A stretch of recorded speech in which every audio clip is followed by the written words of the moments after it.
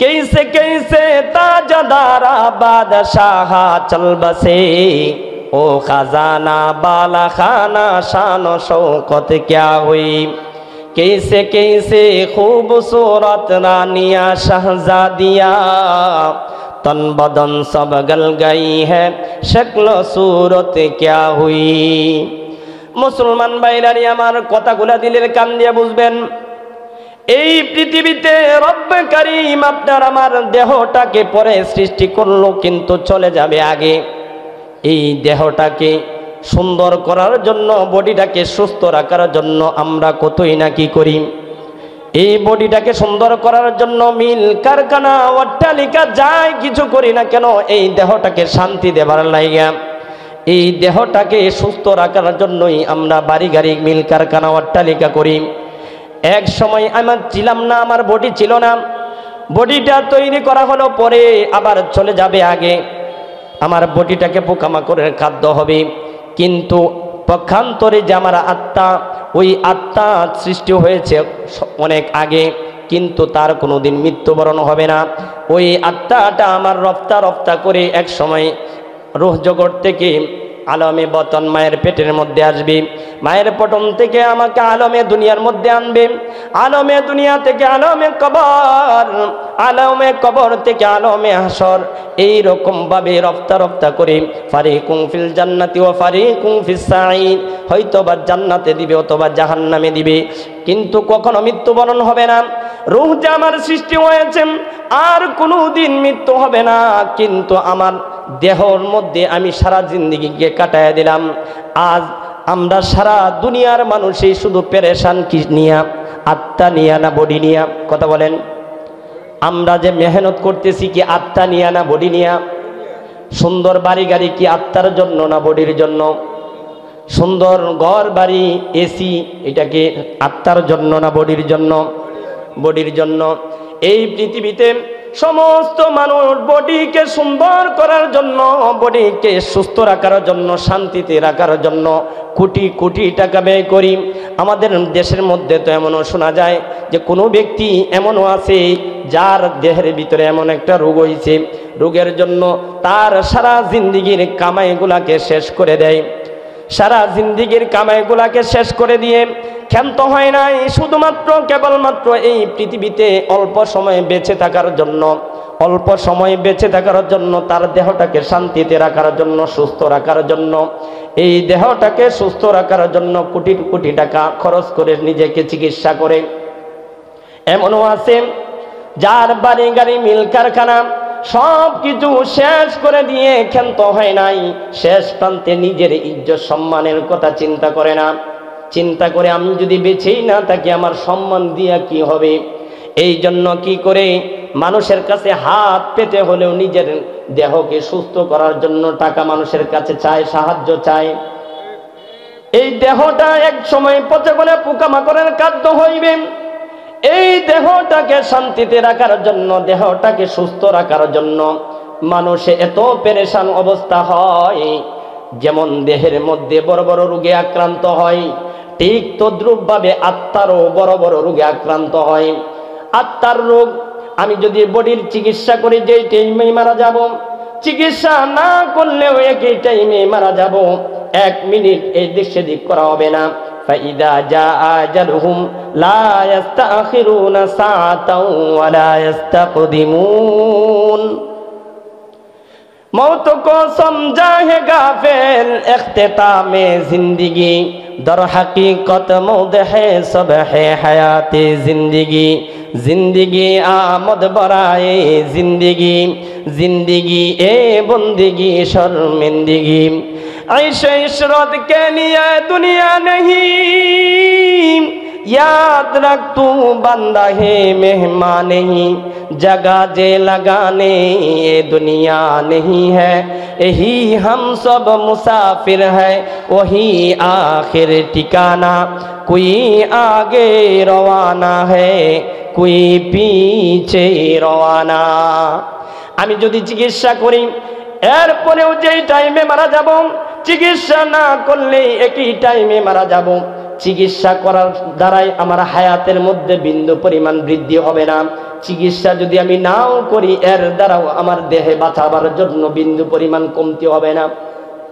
যেই টাইমে আমার হায়াত শেষ হয়ে যাবে একই টাইমে আমাকে মৃত্যুবরণ করতে হবে।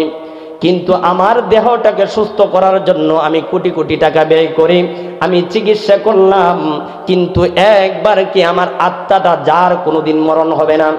আমার বডিটার জন্ম নিল আগে, কিন্তু চলে যাবেও আগে। আর যেটা আগে জন্ম নিয়েছে আর কোনোদিন তার মৃত্যু হবে না।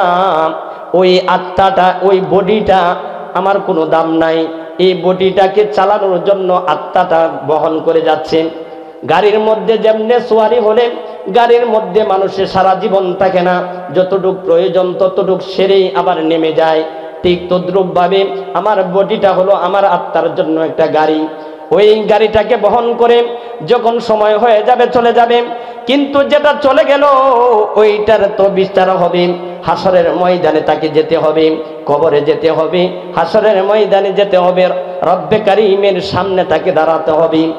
দেহটাকে যার কোনো মূল্য নাই তার পিছনে সারা জীবন ব্যয় করে দিলাম, 60-70 বছর হায়াতকে আমার কাটিয়ে দিলাম শুধুমাত্র কেবলমাত্র দেহটাকে আমার সুন্দর করার জন্য, দেহটাকে শান্তিতে রাখার জন্য আমার সারা 60 বছর জিন্দেগি শেষ করে দিলাম। কিন্তু যেটার আমার প্রয়োজন বেশি ছিল, আরে দেহের রোগের কারণে সাধারণত মানুষ মৃত্যুবরণ করে কবর জগতে চলে যাবে, কিন্তু হাসরের ময়দানে তার দাম বেড়ে যাবে। আল্লাহর হাবিব জনাবে মুহাম্মদুর রাসূলুল্লাহ সাল্লাল্লাহু আলাইহি ওয়াসাল্লাম হাদিস শরীফের মধ্যে বলছেন যে কোনো ব্যক্তি যদি অসুস্থ অবস্থায় মৃত্যুবরণ করে, হাসরের ময়দানে তাকে এত সুন্দর একটা জান্নাত দেওয়া হবে, যে জান্নাতটা দেখে সুস্থ যারা ছিল তারা দেখে আফসোস করবে, হায় আল্লাহ, আমিও যদি দুনিয়ার মধ্যে অসুস্থ থাকতাম তাহলে তো আমাকেও এত সুন্দর নাজনিয়ামত ওলা জান্নাত দান করা হতো। তো অসুস্থ হওয়ার কারণে দুনিয়া থেকে বিদায় হয়ে গেল, আখিরাতের মধ্যে সে দামি হয়ে গেল, কিন্তু বডির রোগের কারণে কোনো সমস্যা নাই, কিন্তু আত্মার রোগ লইয়া যদি কবরে যাও তাহলেও কিন্তু রেহাই নাই। বডির আত্মার রোগ নিয়ে গেছো, রেহাই নাই। বডির রোগ নিয়ে গেছো, কবরে কোনো সমস্যা নাই, কিন্তু আত্মার রোগ লইয়া কবরে গেছো, তাহলে কিন্তু রেহাই নাই। আত্মার চিকিৎসা করা, বডির চিকিৎসা করা হলো সুন্নত, আর আত্মার চিকিৎসা করা হলো ফরজে আইন। বডির চিকিৎসা করা সুন্নত, আত্মার চিকিৎসা করা ফরজে আইন।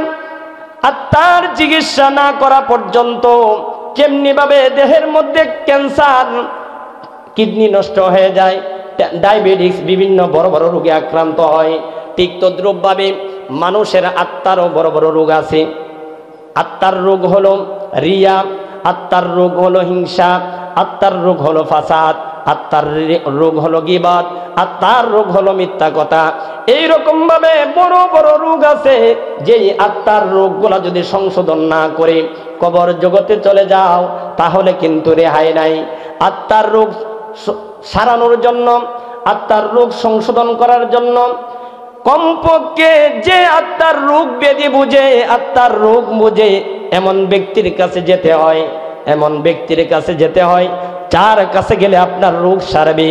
আমরা যদি জ্বর হয় সাধারণ ফার্মেসি থেকে যদি ট্যাবলেট খাই জ্বর সাইরা দেয় কি দেয় না, কথা বলেন। আর যদি কোনো ব্যক্তির টিবি হয়েছে, অথবা কিডনি নষ্ট হয়ে গেছে, অথবা ক্যান্সার রোগে আক্রান্ত হয়েছে, ওই ব্যক্তিকে যদি ফার্মেসিওয়ালার কাছে নেওয়া হয় তাহলে ওই ব্যক্তি কি রোগ সারাবে না রোগ বাড়াবে? রোগ বাড়িয়ে দিবে। তাহলে দেহের রোগ যেমনি ভাবে ভালো, যে রোগের যে ডাক্তার তার কাছে যাইতে হয়, ঠিক তদ্রূপভাবে আমার আত্মাকে সংশোধন করার জন্য আত্মার বিশেষজ্ঞ যে আছে তার কাছে আপনার আবার যেতে হবে। এই জন্য আত্মার রোগ সারাবার জন্য আমাদেরকে আত্মার রোগ বিশেষজ্ঞ যে আছে তার কাছে যেতে হবে। আপনাদের যে আজকে মাহফিলটা করা হলো, এটা কিসের জানেন? এই আত্মার রোগ সারাবার জন্য আপনাদেরকে দেওয়া হয়। এটা আপনাদেরকে মেসাল দিলে বুঝবেন। মনে করেন আমাদের দেশের মধ্যে একটা প্রচলন আছে, কিছুদিন পরে পরে মাইকিং করে যে অমুক ফার্মেসিতে অমুক একজন বিশেষজ্ঞ ডাক্তার আসবে, তাকে বিনামূল্যে চিকিৎসা করা হবে, চক্ষু বিশেষজ্ঞ অথবা কান বিশেষজ্ঞ, নাক কান গলা বিশেষজ্ঞ, কয় কিনা মাইকের মধ্যে এলান করে না? করে। এটা কি প্রত্যেক দিন করে? হঠাৎ মাসের মধ্যে একদিন, সপ্তাহের মধ্যে একদিন, বছরে একদিন এলান করে কি করে না?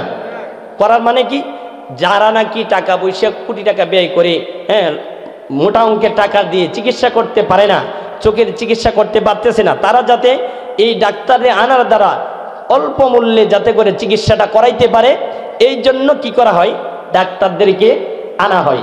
এর মানে যে ডাক্তার আনলো সে কি আপনার উপর ইহসান করলো না জুলুম করলো? ইহসান করলো। যে ডাক্তার আনলো, যে ফার্মেসিওয়ালা ডাক্তার আনলো আপনার চোখের চিকিৎসা করানোর জন্য, সে যে ডাক্তার আনলো, আনার দ্বারাই আপনার ফায়দা হলো না ক্ষতি হলো? ফায়দা হলো। তা আজকে যে মাহফিলটা করা হয়েছে, এটা আত্মার রোগ সারাবার জন্য আপনাদেরকে এই মাহফিলটা করা। পুরা বছর কি মাহফিল হয়? তাহলে যারা এখনো ঘোরাফেরা করতেছে দোকানপাটের মধ্যে, তারা কি তাদের দিলের মধ্যে রোগ নাই? কোনো ব্যক্তি যদি বলে, কোন মুসলমান যদি বলে যে আমার দিলের ভিতরে রোগ নাই, সে মিথ্যা কথা বলছে। কারণ মানুষকে আল্লাহ তাআলা চারটা জিনিস দিয়ে তৈরি করছে: মাটি, পানি, আগুন, বাতাস। এই চার জিনিস দিয়ে আল্লাহ তাআলা মানুষদেরকে মানে জন্মগতভাবে ফিতরতিভাবে আল্লাহ তাআলা তাকে সৃষ্টি করছে। আর প্রত্যেকটা এই চারটা জিনিসের মধ্যে প্রত্যেকটার মধ্যেই শুধু জীবাণু আর জীবাণু। দেখেন, আপনি লক্ষ্য করে দেখেন, সবগুলোর মধ্যেই শুধু রোগ আর রোগ, রোগ ছাড়া নাই, রোগের ভিতরেই সবগুলো। তো কোনো ব্যক্তি যদি বলে যে আমার ভিতরে এই রোগ নাই, তাহলে সে মিথ্যাবাদী। রাসূল আকরাম সাল্লাল্লাহু আলাইহি ওয়াসাল্লাম হাদিস শরীফের মধ্যে বলছেন, আলা কুল্লুকুম খাত্তাউন ওয়া খায়রু খাত্তাইনা আত-তাওয়াবুন। আমার উম্মতের ভিতরে এমন কোনো ব্যক্তি পাওয়া যাবে না যার জিন্দেগিতে গুনাহ নাই, যার জিন্দেগিতে গুনাহ নাই। গুনাহ তো অবশ্যই অবশ্যই আছে, হয়তোবা সগীরা, হয়তোবা কবিরা, হয়তোবা জাহিরি, হয়তোবা বাতিনি, কারো না কোনো তো কোনো গুনাহ আছে। তো গুনাহ হবেই, গুনাহ হওয়ার দ্বারাই ব্যঙ্গে পড়া যাবে না। না ভেঙে কি করতে হবে, আল্লাহ তাআলা যে রোগ দিছে, রোগকে সারাবার জন্য আল্লাহ তাআলা ডাক্তারও দিয়ে দিছে। ডাক্তার দিছে কি দেয় নাই? আজকে যে উলামায়ে কেরাম আসতেছে আপনাদেরকে চিকিৎসা করানোর জন্য, আপনাদের চিকিৎসা করানোর জন্য, আত্মার রোগ ব্যাধি যেগুলো আছে ওইগুলাকে সারাবার জন্য। আপনার যে আত্মার রোগ আছে ওই রোগগুলার দিকে লক্ষ্য করে কেন বললাম? কারণ আল্লাহর হাবিব বলছে, আপনার যে দেহ আছে দেহের কোনো দাম নাই, আপনার যে আত্মা আছে আত্মার হলো দাম। মুসলমান ভাইরারে আমার লক্ষ্য করে দেখুন, মহানবী সাল্লাল্লাহু আলাইহি ওয়াসাল্লাম শুরু থেকে আদম নবী আলাইহিস সালাতু ওয়াসসালাম থেকে শুরু করেন আমাদের নবী পর্যন্ত যত পয়গম্বর নবী রাসূলকে আল্লাহ তাআলা প্রেরণ করেছেন, প্রত্যেক নবী রাসূলেই উম্মতকে বডির উপরে মেহনত করে নাই, উম্মতকে মেহনত করেছে আত্মার উপরে। কথা বলেন ঠিক কিনা?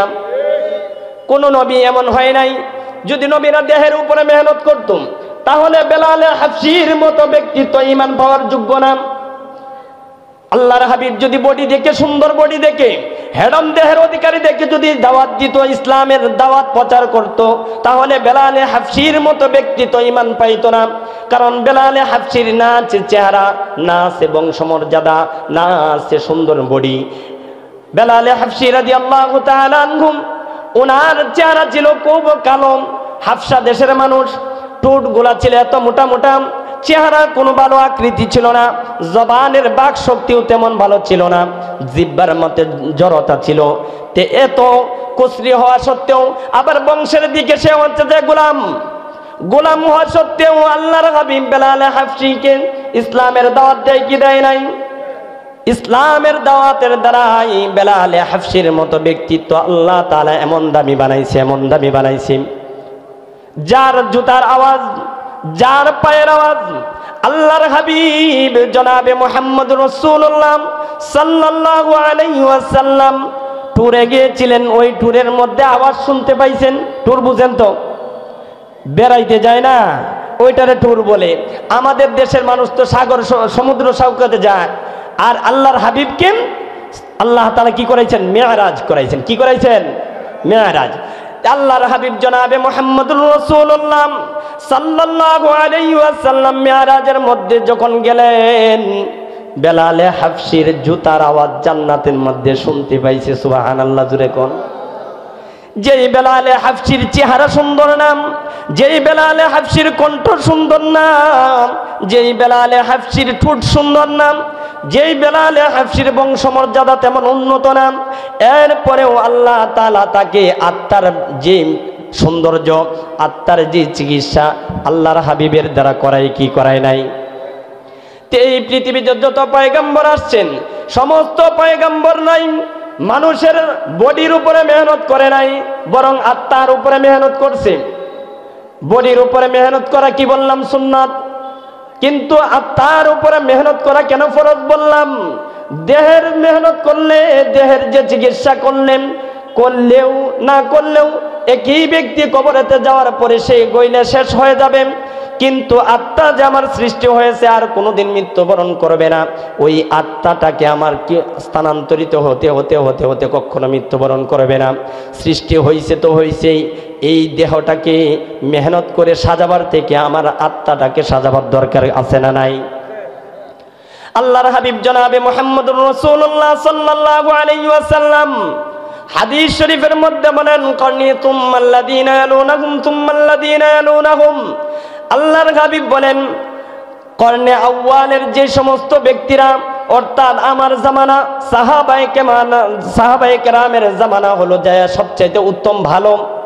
ওই সাহাবায়ে কেরামের জামানায় আল্লাহর হাবিব তাদেরকে আত্মার উপরে মেহনত করছেন।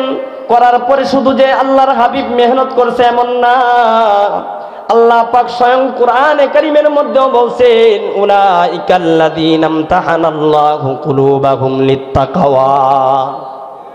নেই অথবা কোন পয়গম্বর সাহাবায়ে কেরামদেরকে নিছেন, আমাদের পয়গম্বর সাহাবায়ে কেরামের কাছ থেকে পরীক্ষা নিছেন। আল্লাহ স্বয়ং বলেন, আমিও তাদেরকে পরীক্ষা নিছি। কিসের?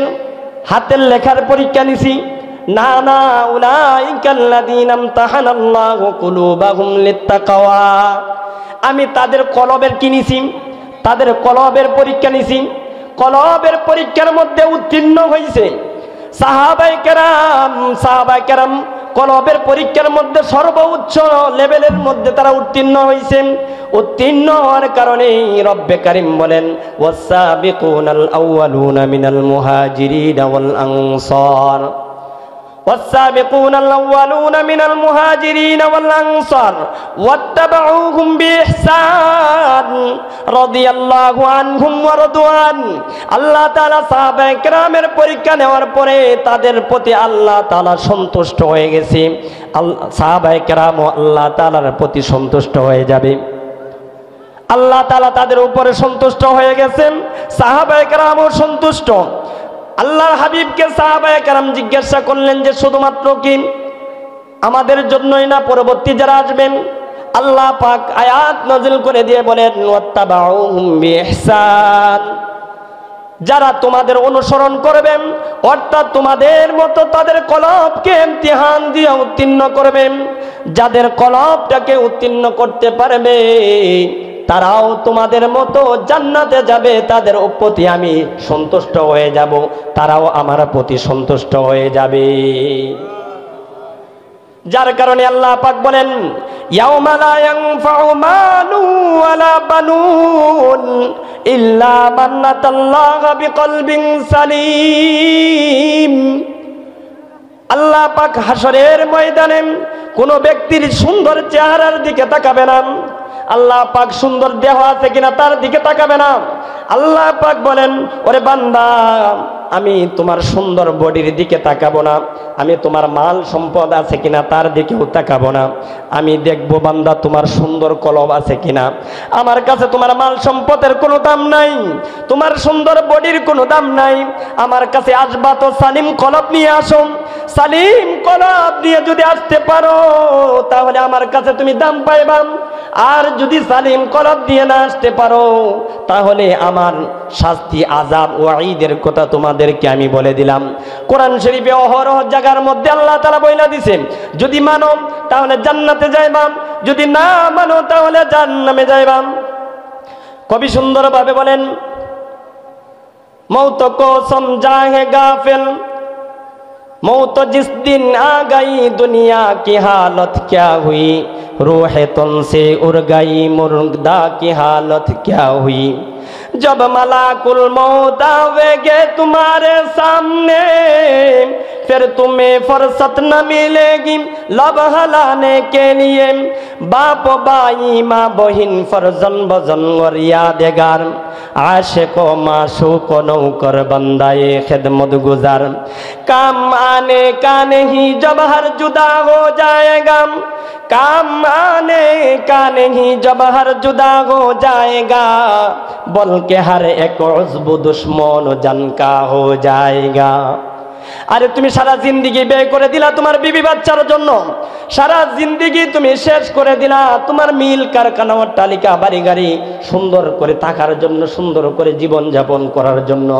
যার জন্য মেহনত করে তুমি চুরি করলা, যার জন্য মেহনত করে তুমি সুদ খাইলাম, যার জন্য মেহনত করে তুমি ধোঁকাবাজি করলাম, যার জন্য মেহনত করে টাকা উপার্জন করলা হক পথে না, হারাম পথে উপার্জন করে বিবিকে খুশি করলা, হারাম পথে উপার্জন করলে তুমি সন্তানকে খুশি করলা, মিল কারখানা অট্টালিকার মালিক হইলাম, কিন্তু এই সম্পদ তোমাকে কোনো ফায়দা দিবে না।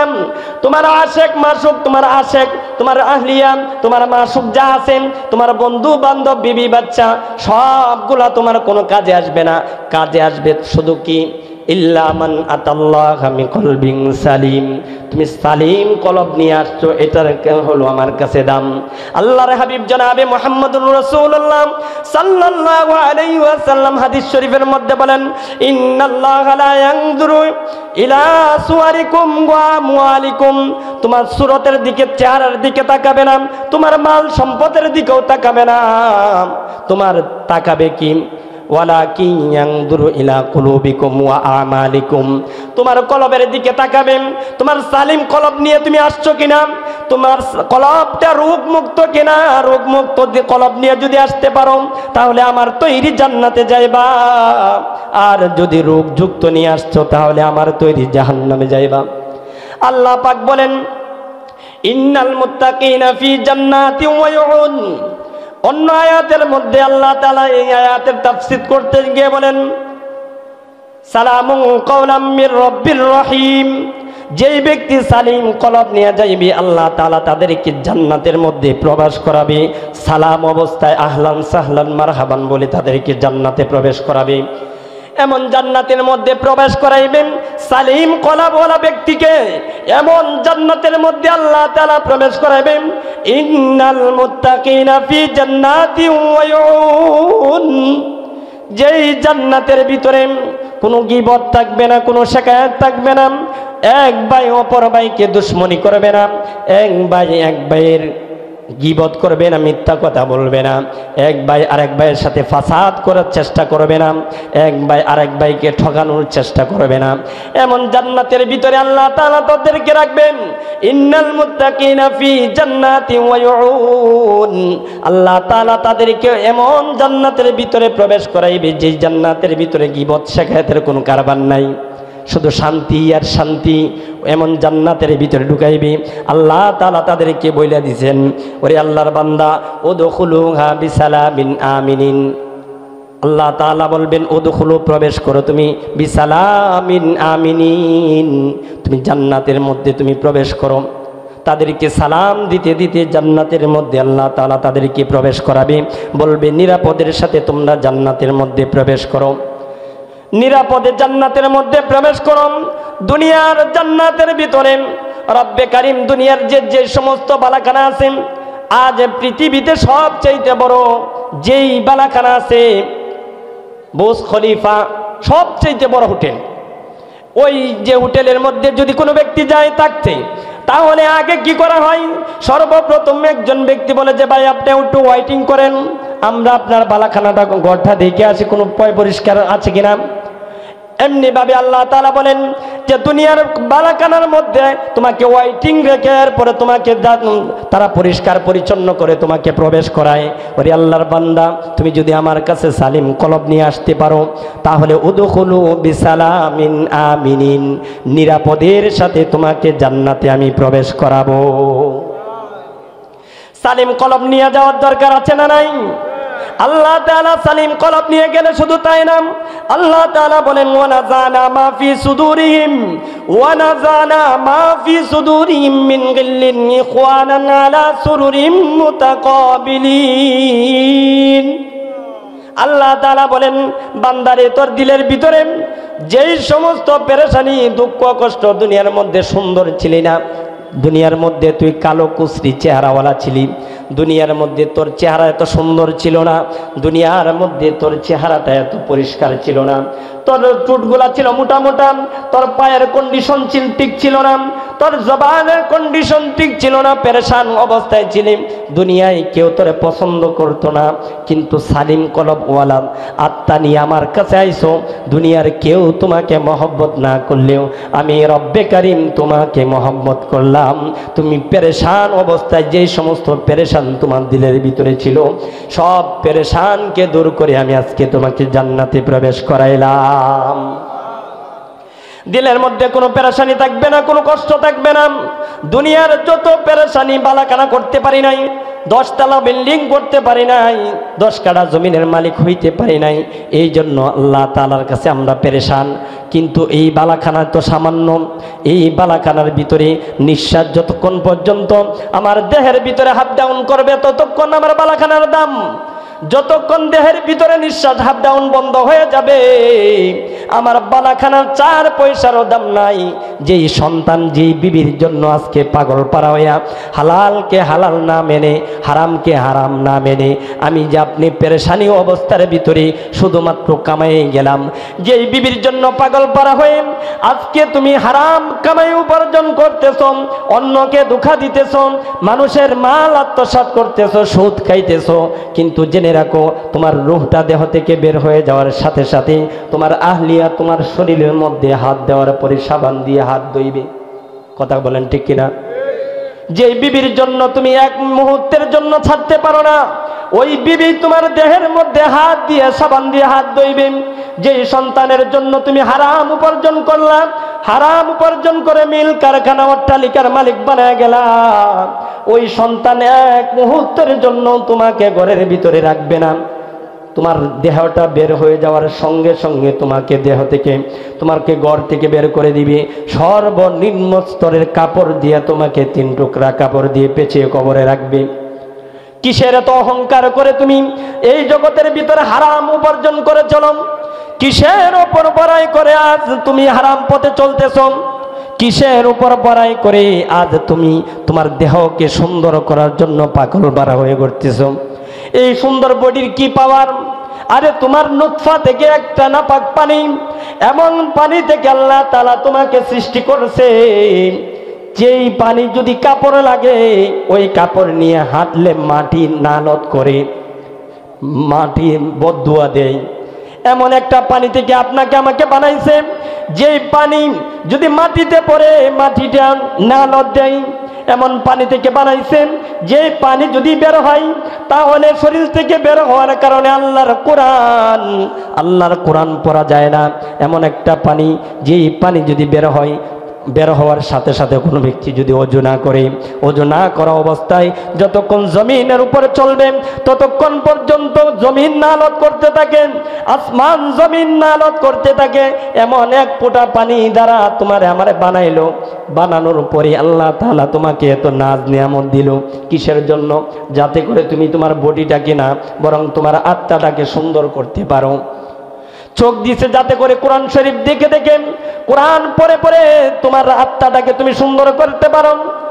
তোমার কান দিছে যাতে করে কোরআন শ্রবণ করে করে, কোরআন হাদিসের কথা শ্রবণ করে আল্লাহর হাবিবের আদেশ নির্দেশগুলা মেনে তুমি চলতে পারো। সুন্দর কলব বানিয়ে যদি দুনিয়া থেকে বিদায় হতে পারি তাহলে আল্লাহর তৈরি জান্নাত আমার জন্য অপেক্ষা করতেছে। জান্নাত তো দিবে, শুধু এটাই ক্ষান্ত করেন নাই। আল্লাহ তাআলা বলেন, ওরে বান্দা তোরে যে আমি জান্নাত দিব, ওই জান্নাতের ভিতরে মিন গিল্লিন ইখওয়ানান আলা সুরুরিন মুতাকাবিলিন, তোমরা জান্নাতি ভাইদেরকে, জান্নাতি সমস্ত জান্নাতীদেরকে একজন পরস্পরকে পরস্পরে ভাই বানিয়ে দিব, পরস্পরে ভাই বানিয়ে দিব। এখন কথা বললেই তো লম্বা হয়ে যায়, না বললেও পারি না। আমাদের দেশের ভিতরে এখন নতুন এক আবিষ্কার হয়েছে, মুসলমান ভাই ভাই হিসাবে থাকবো। শুধু তাই না, আল্লাহর হাবিব আমাদেরকে শিখিয়ে দিয়ে গিয়েছেন যে যেই ধর্মের হোক না কেন প্রত্যেক ধর্মের ভাইদের কি আমরা সম্মান করি। ইসলাম কোনোদিন হিন্দু ধর্মের ভাইদেরকে গালি দেয় না, ইসলাম খ্রিস্টান ধর্মের ভাইদেরকে গালি দেয় না। তুমি তোমার ধর্ম তুমি মানতেছো, আমরা হক বেহক এগুলো আমরা জানায় দেই, কিন্তু তোমাদের বাড়িতে যা আক্রমণ করি না। তোমরা যে হিন্দু মুসলিম ধর্ম না, এরপরেও তোমাদের কোনোদিন তোমাদের পাতের ভাত খেয়াইরা নেই নাই। কিন্তু বর্তমান জামানায় ইসকন নামের একটা সংগঠন, ওই ইসলাম নামের সংগঠনের মধ্যে, ইসকন নামের সংগঠন ইসলাম নামের সংগঠনকে ধ্বংস করার জন্য মুসলমানদের সন্তানদেরকে, মুসলমানদের নারীদেরকে নিয়ে দর্শন করে হত্যা করতেছে। অথচ আল্লাহর হাবিব আমাদেরকে এমন শিক্ষা দিয়েছেন যে শিক্ষার কারণে আমরা তোমাদের উপর আঘাত করি না, কিন্তু খোদার কসম তোমরা যেইভাবে আমাদের উপর আক্রমণ করতেছ, অচিরেই তোমাদেরকে বাংলার জমিন থেকে দূরীভূত করা হবে ইনশাআল্লাহ। কথা বলেন ঠিক কিনা? যারা আমাদের সন্তানদেরকে, আমাদের নারীদেরকে যারা ধর্ষণ করে হত্যা করতেছে, প্রশাসন ভাইদের কাছে আপ্রাণ আবেদন জানাই, তারা নাকি আমাদের মামলাও নিতে চায় না। আরে ভাই, তুমিও তো মুসলমান, তুমিও তো মুসলমানের সন্তান, তোমার ভিতরে এই গায়রত নাই? তোমার মার আঁচল নিয়ে যদি কেউ টানা হেঁচড়া করেন তুমি সহ্য করতে পারো, কিন্তু বাংলার মুসলমান কোনোদিন মায়ের আঁচল ধরে টানা হেঁচড়া করবে কোনো কুলাঙ্গার সন্তান ছাড়া আর কেউ সহ্য করবে না। কথা বলেন ঠিক কিনা? আজকে ওদেরকে আমরা জানিয়ে দেব, আমরা মুসলমানের সন্তান, আমরা সকলকে মহব্বত করি। আল্লাহর হাবিব হিন্দু ব্যক্তিও যদি মারা যাইতো, আল্লাহর হাবিব দাঁড়িয়ে থেকে কন্দন করত। আরে আমি জীবিত অবস্থায় একজন হিন্দু ব্যক্তি ঈমান হারা অবস্থায় দুনিয়া থেকে বিদায় হয়ে গেল, আমরা তো ওই নবীর উম্মত যেই নবী হিন্দু ব্যক্তির জন্য কন্দন করে। আমাদের নবী তো শুধু মুসলমানের নবী না, আমাদের নবী তো রাহমাতুল লিল আলামিন, তামাম কায়নাতের নবী। আমাদের কেমন শিক্ষা দিয়ে গেছেন, তামাম কায়নাতের নবীর উম্মত হলাম আমরা তামাম কায়নাতের উম্মত নিয়ে ফিকির করি, আমরা তামাম কায়নাতের উম্মত কিভাবে জান্নাতে যাই সেই নিয়ে ফিকির করি। আজকে তোমরা যা মুসলমানকে ধ্বংস করার জন্য, মুসলমানের ঈমানকে ধ্বংস করার জন্য যতই চেষ্টা চালাও, মুসলমানের সন্তানরা অবশ্যই তোমাদেরকে পাল্টা আঘাত করবে ইনশাআল্লাহ। কথা বলেন ঠিক কিনা? মুসলমান ভাইরারি আমার বলতেছিলাম, আল্লাহ তাআলা জান্নাতের ভিতরে প্রত্যেকজনকে এমন ভাবে করবে, এক জান্নাতি আর এক জান্নাতিকে ভাই ভাই হিসাবে বানিয়ে দিয়ে তাদেরকে মিন গিল্লিন ইখওয়ানান আলা সুরুরিন মুতাকাবিলিন, একজনকে আরেকজনের পরস্পরই করে তাদেরকে জান্নাতের ভিতরে বসায় রাখবে। সুবহানাল্লাহ। আল্লাহ তাআলা শুধু জান্নাতের ভিতরে এই অবস্থান তাদেরকে দিয়ে ক্ষান্ত করবেন না। আল্লাহ তাআলা সূরা মুহাম্মাদের 15 নম্বর আয়াতের মধ্যে রব্বে কারীম বলেন, ওরে আমার আল্লাহর বান্দা, তুমি যদি সালিম কলব নিয়ে আমার কাছে আসতে পারো, সালিম কলব নিয়ে যদি তুমি আমার কাছে আসতে পারো, তাহলে আমি আল্লাহ তাআলা তোমাদেরকে জান্নাতি তাজরি মিন তাহতিহাল আনহার, আমি তোমাদের যে জান্নাতগুলা দিব ওই জান্নাতের নিচে নহর প্রবাহিত হবে। নহর প্রবাহিত হবে কেমন নহর? আল্লাহ তাআলা বলেন, আমি ওই নহরগুলার মধ্যে এমন নহর দিব, এক হলো মাসালুল জান্নাতিল্লাতী ওয়াইদাল মুত্তাকুন, মুত্তাকিনদের সাথে যে ওয়াদা করা হয়েছে তাদেরকে জান্নাতের মধ্যে যেই নহরগুলা দেওয়া হবে, এক হলো তাদেরকে পানির নহর দেওয়া হবে, আরেক হলো তাদেরকে মধুর নহর দেওয়া হবে, আরেক হলো তাদেরকে দুধের নহর দেওয়া হবে, আরেক হলো তাদেরকে শরাবের নহর দেওয়া হবে। আল্লাহ তাআলা জান্নাতের ভিতরে তাদেরকে এমন নাজ নিয়ামত দান করা হবে, একমাত্র কিসের দ্বারাই? সালিম কলবের দ্বারাই। কোনো ব্যক্তি যদি সালিম কলব নিয়েছে কবরের বাড়িতে যায়, তাহলে আল্লাহ তৈরি জান্নাত তার জন্য অপেক্ষা করতেছে। আর কোন ব্যক্তি যদি সালিম কলব নিয়ে না যায়, দিলের রোগ ব্যাধি নিয়ে যদি কবরে যায়, আল্লাহ পাক বলেন দেহের রোগ নিয়ে কবরে আসছো কোনো ঝামেলা নাই, যদি আত্মার রোগ নিয়ে কবরে আসো তাহলে কিন্তু রেহাই নাই। এই জন্য আমাদের প্রত্যেকজনের দিলের যে সমস্ত রোগ আছে শুধরানোর চেষ্টা করবো কিনা ইনশাআল্লাহ। আল্লাহ তাআলা আমাদের সবাইকে দিলের যে সমস্ত রোগ ব্যাধি আছে আল্লাহ ওয়ালাদের হাতে এই সমস্ত প্রতিষ্ঠানের সাথে সম্পর্ক রেখে নিজের যে কলবের যে সমস্ত রোগ ব্যাধি আছে এগুলাকে দূর করার চেষ্টা করবো তো ইনশাআল্লাহ।